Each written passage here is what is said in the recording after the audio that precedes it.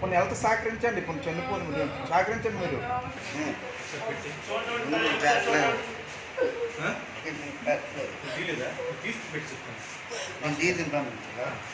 సహకరించండి మేడం, పర్లేదు. ఎవరు గుర్తు లేదు. నేనే ఇవి చేసిన హెరాస్మెంట్ కి సూసైడ్ చేసుకుందాం డిసైడ్ అయ్యి నేనే ఆగి ఉన్న వెహికల్ నేనే గుద్దేశాను. నేనే స్పీడ్ 140 వచ్చి నేనే గుద్దేశాను. నాకు ఏ ట్రీట్మెంట్ వద్దు, లెట్ మీ డై. చాలా ప్రాబ్లమ్స్ ఫేస్ చేస్తాను. నా వల్ల కావట్లేదు మేడం. మీరు ఎక్కడి నుంచి వచ్చారు? నేను దగ్గర నుంచి వచ్చాను. నన్ను ఇట్లా వదిలేయండి, నాకు ఏ ట్రీట్మెంట్ కూడా వద్దు. ఎవరు గుర్తు లేదు. నేనే ఇవి చేసిన హెరాస్మెంట్ కి సూసైడ్ చేసుకుందాం డిసైడ్ అయ్యి నేనే ఆగి ఉన్న వెహికల్ నేనే గుద్దేశాను. నేనే స్పీడ్ 140 వచ్చి నేనే గుద్దేశాను.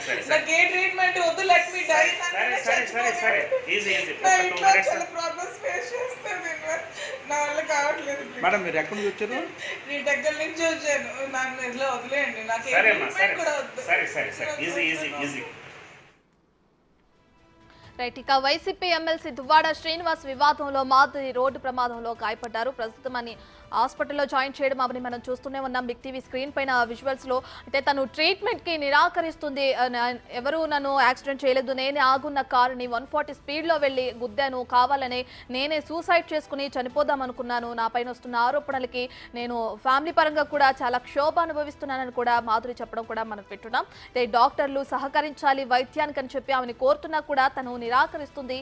కావాలనే నేను సూసైడ్ చేసుకుని చనిపోదాం అనుకుంటున్నాను, నాకు ఎటువంటి ట్రీట్మెంట్ కూడా వద్దు అని చెప్పడం మాధురి మనము విజువల్స్ లోనే చూస్తున్నాం. అయితే ఇదే విషయానికి సంబంధించి మరింత సమాచారాన్ని మా ప్రతినిధి రాము అందిస్తారు.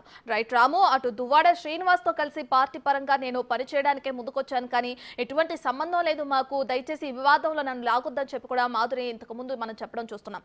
అయితే ఇప్పుడు తను మనస్తాపానికి గురై యాక్సిడెంట్ తానే కావాలని చేసి చనిపోవాలనుకునే వరకు వచ్చింది అంటే సిచ్యువేషన్ మనకు అర్థమవుతుంది. అయితే ప్రస్తుతం మాధురి పరిస్థితి ఏ విధంగా ఉంది? ట్రీట్మెంట్ కి సహకరిస్తున్నారా లేదా? దానికి సంబంధించిన డీటెయిల్స్ ఏంటి?